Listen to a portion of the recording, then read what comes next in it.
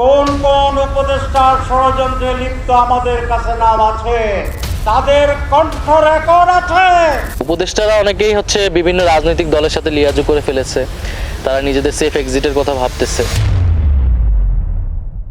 অন্তর্বর্তী সরকারের নিরপেক্ষতা নিয়ে রাজনীতিতে নতুন ঝড়। বিএনপি বলছে সরকারের উপদেষ্টারা পক্ষপাতিত্ব করছেন, জামায়াত তুলছে ষড়যন্ত্র তত্ত্ব, আর এনসিপি বলছে কেউ কেউ নিজেদের সেফ এক্সিট নিয়ে ভাবছে।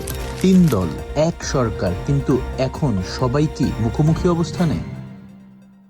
2026 সালের ফেব্রুয়ারিতে জাতীয় নির্বাচন, তার আগেই অন্তর্বর্তী সরকারের উপর চাপ বাড়াচ্ছে রাজনৈতিক দলগুলো। বিএনপি, জামায়াত ও জাতীয় নাগরিক পার্টি শুরুতে সরকারকে সমর্থন দিয়েছিল, কিন্তু এখন তারাই অভিযোগের বন্যা বইয়ে দিচ্ছে। বিশ্লেষকদের মতে এটাই ইঙ্গিত দিচ্ছে বাংলাদেশের রাজনীতিতে নতুন এক অস্বস্তিকর টানাপোড়েনের।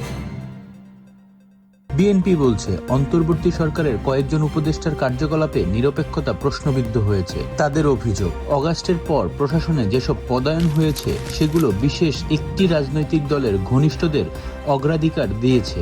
স্থায়ী কমিটির সদস্য সালাউদ্দিন আহমেদ বলেছেন, উপদেষ্টাদের কিছু বক্তব্য ও আচরণ সরকারের নিরপেক্ষতায় সন্দেহ সৃষ্টি করেছে। তাদের অভিযোগের নিশানা জামায়াত, যাকে বিএনপি এখন ভোট রাজনীতিতে প্রধান প্রতিদ্বন্দ্বী মনে করছেন। অন্যদিকে জামায়াত ইসলামী বলছে সরকারের কিছু উপদেষ্টা ষড়যন্ত্রে লিপ্ত। নায়েবে আমির সৈয়দ আব্দুল্লাহ মোহাম্মদ তাহের অভিযোগ করেছেন, আমাদের কাছে নাম আছে, ফোন রেকর্ড আছে, উপদেষ্টারা বৈঠকে কি বলেন আমরা জানি। এরপর জামায়াতের সেক্রেটারি জেনারেল মিয়া গোলাম পরোয়ার বলেন, কিছু উপদেষ্টা একটি বিশেষ দলের সঙ্গে গোপন সম্পর্ক রেখে প্রধান উপদেষ্টাকে বিভ্রান্ত করছে। এই বিশেষ দল বলতে তারা বিএনপির দিকেই ইঙ্গিত করছে, ফলে পাল্টাপাল্টি অভিযোগের নতুন অধ্যায় শুরু হয়ে গিয়েছে।